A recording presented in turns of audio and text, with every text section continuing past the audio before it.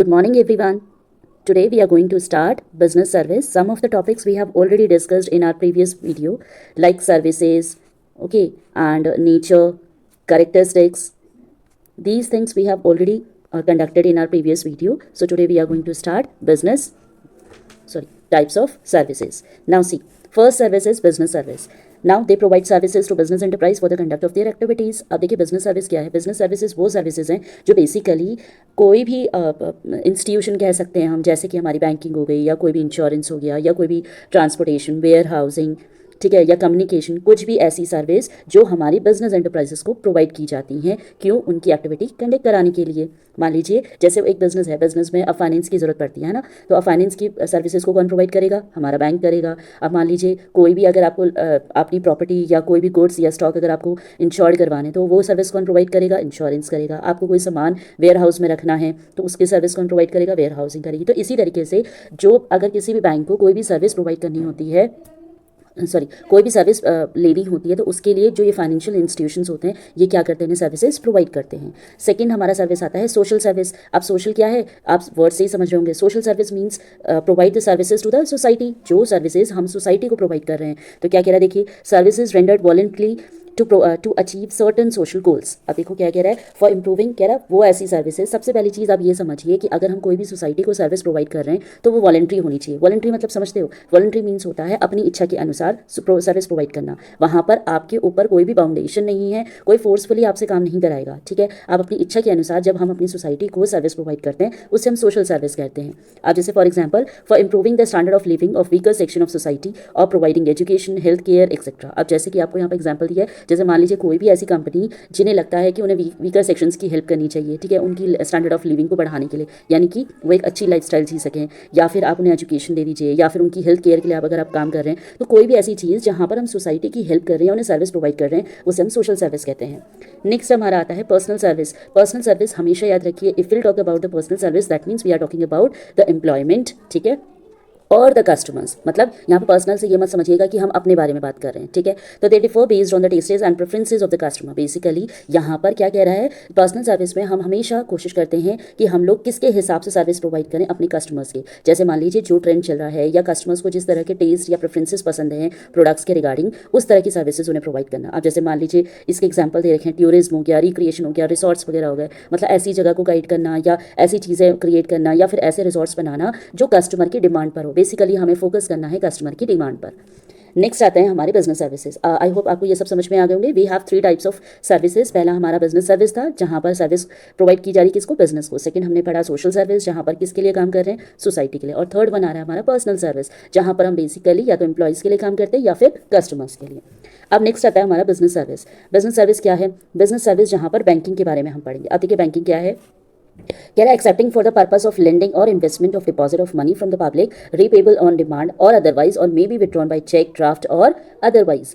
तो यहाँ पर कह रहा है बैंकिंग का. देखिए अगर मैं आपको सिंपल वर्ड्स में समझाऊं, बैंकिंग का मतलब होता है जहाँ पर हम क्या कर रहे हैं, पैसे को बैंक में जाकर, आपने देखा होगा आपके बैंक के अकाउंट खुले रहते हैं ना, तो आप वहाँ पर क्या करते हो? आप वहाँ पर मनी को डिपॉजिट करते हो या फिर मनी को आपका जब मन करे उससे आप निकाल लेते हो. उसके अलावा आप क्या करते हो? उसके अलावा अगर आपको कभी भी लोन वगैरह चाहिए तो आप वो भी ले सकते हो. तो कह रहा है ये सर्विसेज आप किसको प्रोवाइड करते हो? पब्लिक को. पब्लिक मतलब जनता. जनता को जब हम ये सर्विस प्रोवाइड करते हैं कि वो बैंक में पैसा इन्वेस्ट कर सकती है, वहाँ से निकाल सकती है, विड्रॉ कर सकती है, या उसको जब भी लोन वगैरह चाहिए वो ले सकती है. अच्छा, जब हम पैसा निकालते हैं तो वो हम अलग अलग तरीक़ों से निकाल सकते हैं, जैसे कि आप चेक के थ्रू, ड्राफ्ट के थ्रू, आजकल तो ऑनलाइन सर्विसेज चल गई है ना, तो हम उसका भी ज़्यादा यूज़ करते हैं. तो बैंकिंग सर्विसेज बेसिकली हमारे पैसों की हेल्प करता है.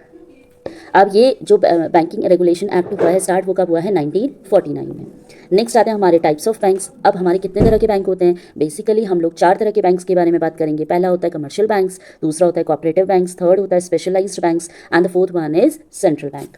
अब कमर्शियल बैंक क्या है? कमर्शियल बैंक एक ऐसे फाइनेंशियल इंस्टीट्यूशंस होते हैं जहां पर हम पैसों से रिगार्डिंग और क्रेडिट यानी कि उधारी से रिगार्डिंग डीलिंग करते हैं. आप आसान शब्दों में इतना समझिए कि नॉर्मल बैंक्स जैसे होते हैं. अच्छा, कमर्शियल बैंक जो होते हैं ना, वो उसके अंदर हमारे पब्लिक और प्राइवेट दोनों तरह के बैंक्स आते हैं. अब हमारे जैसे मान लीजिए आपकी लोकेलिटी में जितने भी गवर्नमेंट बैंक्स या प्राइवेट बैंक्स होंगे वो सारे ही बैंक्स आपके कमर्शियल बैंक्स के अंदर आ जाते हैं. ठीक है, अब यहाँ पर हम क्या कर रहे हैं? बेसिकली या तो हम पैसे को डिपॉजिट कर रहे हैं, या वो पैसा निकाल ले रहे हैं, या फिर उधार ले रहे हैं, या फिर उधार को निकाल ले रहे हैं.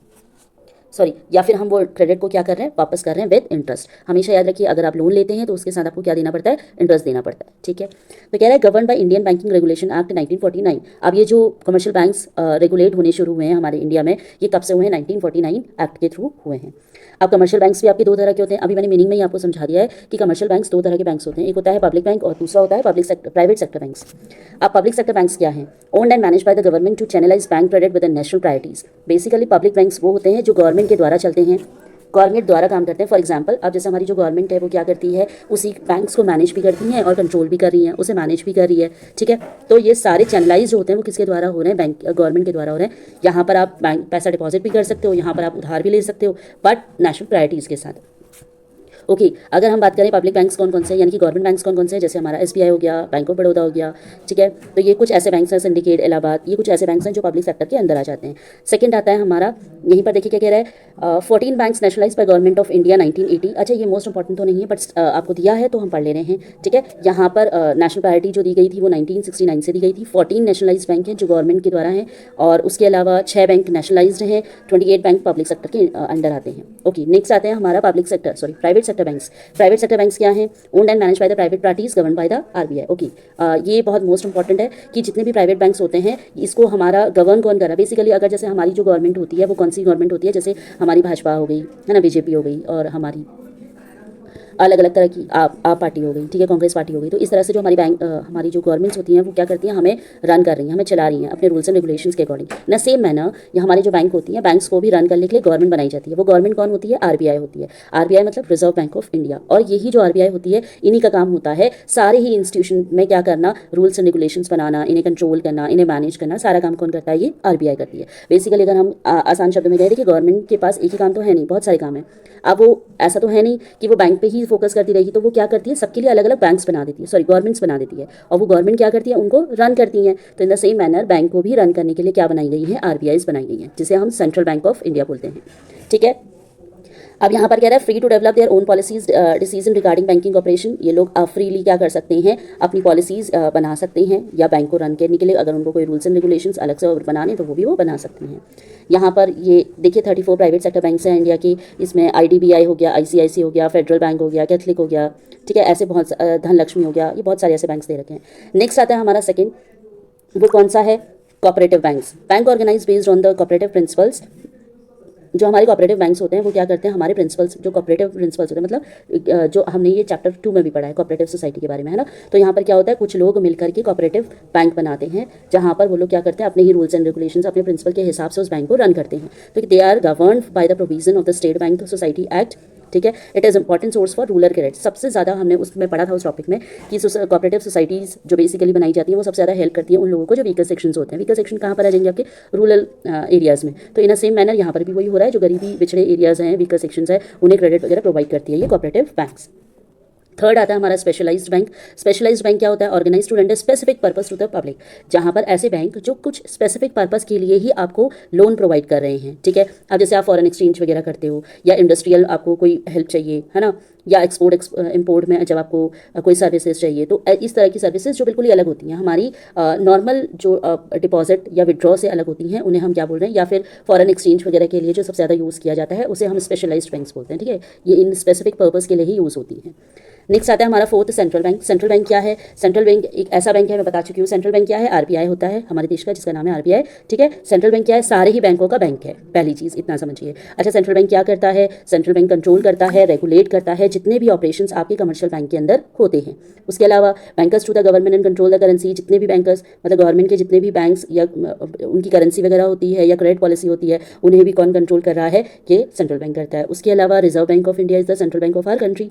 अब आपको ये पता ही है कि सेंट्रल बैंक कौन सा है, हमारा RBI है, यानी कि रिजर्व बैंक ऑफ इंडिया, ठीक है, जो कि कब डेवलप हुआ था, 1935 में। ये मोस्ट इंपॉर्टेंट है, ये याद जरूर रखिएगा कि हमारा सेंट्रलाइज बैंक कब स्टैब्लिश हुआ था। ये क्वेश्चन आपका 1 मार्क में भी आ जाता है, ठीक है। तो आपसे पूछा जा सकता है कि when is establish central bank, तो आपको पता होना चाहिए when it is established in 1935, ठीक है। तो फंक्शंस हम पढ़ेंगे बाद में। इतना आई होप आप सबको समझ में आ गया होगा। अगर कोई भी डाउट होता है तो आप कमेंट सेक्शन में मुझसे पूछ सकते हैं। चल देन।